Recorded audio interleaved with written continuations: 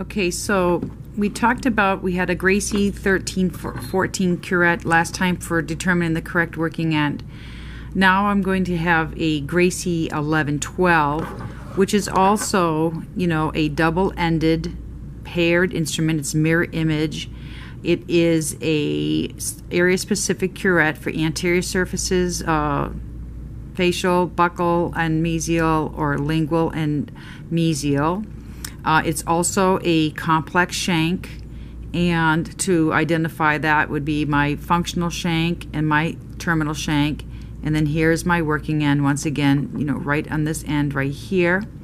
Now, I just said that this was a mesial instrument, but we're going to still test it with the lower shank parallel to the distal. There's actually two different ways you can determine the correct working end with this instrument and other instruments. So once again, I will take a working end, it doesn't matter which one. I will take it to a posterior tooth. I will take it and I will have that working end so that it's pointing distally. Now you can see that that lower shank is parallel and the functional shank is over that tooth, so that would be the correct working end. But if I wasn't sure, I could correct it by flipping to the opposite working end, bringing that toe in approximately, and then there's that lower shank. I mean, I can make this parallel, but look what I'd have to do. I'd have to be taking this handle way out back towards the person's nose, and that would be impossible to do. So it's the important thing to remember here is that the handle's always coming out of the mouth. So when I test this, the handle's coming out of the mouth, the lower shank is parallel, but remember this is a mesial instrument. So my cutting edge on this particular instrument is on the opposite lateral side. So I would have to quarter turn it, and now do you see how my toe is pointing towards the mesial? If I wanted to insert this instrument, I'd be on my get ready zone. I would pivot on my fulcrum. I would close it, so I can actually pivot and close at the same time. I could insert this at that line angle. Now, if you notice, my working end is parallel to that tooth surface. So I'm in a horizontal stroke direction, okay? I can still do an assessment stroke in a horizontal direction. I can go oblique and do an assessment stroke. I can go vertical and do an assessment stroke. So remember, stroke directions are just the different directions you can literally go, but our types of strokes are assessment or calculus removal or finishing strokes. So this is the correct working instrument here.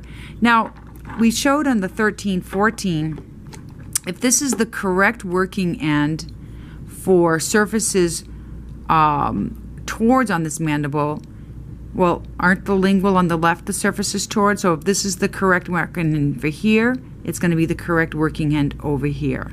You want to start making those connections between, if it's the correct working end here, it's the same here, because those are both surfaces towards you. You would have to flip your instrument to the opposite working end to do away, and of course you would have to change your clock position to do the surfaces away. So this is where now you'd be utilizing all of your skills to being your operator position, your patient position, your equipment, and then your working instrument. So we are adding a lot to that flow chart. So this would be a mesial instrument. I do want to show you the 1112 Explorer. We're going to be covering the 1112 Explorer pretty soon. Now, this also is an assessment instrument. This one happens to be a double-ended paired. And what that means is that one working end is for surfaces towards, the opposite is for working surfaces away. And how do you determine the correct working end for where you are working? Well, it's going to be the same principle for posterior teeth. Once again, I would take a working end and I would take it to any tooth in this sextant, and I would have that pointed tip to the distal, and this looks to me as though that lower shank is crossing the tooth and the functional shank is not up and over that tooth, number 29. If I flip my working end and I take my Explorer pointing distally on that tooth, Well, there's my lower shank is parallel. My functional shank is over that tooth. So this would be the correct working end. The difference with this instrument is this. For posterior teeth, we use one working end, but both lateral sides. So if I were to describe my instrument, it's a double-ended paired mirror-imaged instrument. It has a handle, it has a shank. It has a functional shank, which is complex, and then it has a lower shank. It has a working end. So I'm going to take that working end, I'm going to rotate it so that that point is looking at me. We'll call that the face, we'll call this the back, we'll call each side a lateral side. Now remember, the Explorers are assessment instruments, so they are circular in cross-section, which means it doesn't have a cutting edge. We can use all sides. It has a pointed tip, and it has a flexible shank. But I just got done saying that we use one working end on posterior teeth, but both lateral sides. When I showed you the Gracey curettes, I had to use a Gracey 13 for the distals, and I had to use a Gracey 11-12 for the mesials and the facials and the linguals. So that means it's two instruments to complete that tooth. Well, I've figured out the correct working end. My lower shank's parallel. My functional shank is up and over.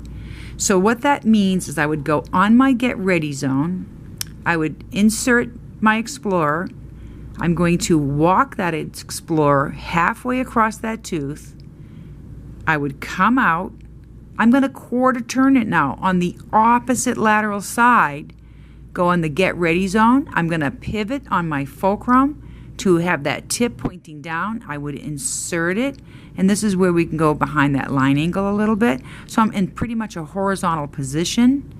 I'm going to explore very light strokes assessing this, and I'm going to start to pivot on my fulcrum to get that lower shank parallel on that mesial surface. So we figured out the correct working end. I did my get ready zone. I walked halfway across the tooth surface distally. Look at my lower shank's parallel. I came out. I had to get in my get ready zone. I had to pivot on my fulcrum to insert. I'm doing a horizontal stroke. I'm getting tall on my fulcrum, so I'm pivoting. I'm going oblique, and look at, I'm anticipating that line angle, and now I'm getting taller on my fulcrum, and now I am parallel. That's how we would use the 11-12 Explorer on posterior teeth. But remember, once we figure out the correct working end, we'd start most posterior, and we would do all of these teeth working our way anteriorly. That would be the sequence. A little ahead of us right now, but that's what we would do. I would have to flip it to do the surfaces away and change my clock position, and I would do the same sequence: distal, lingual, mesial, distal, lingual, mesial.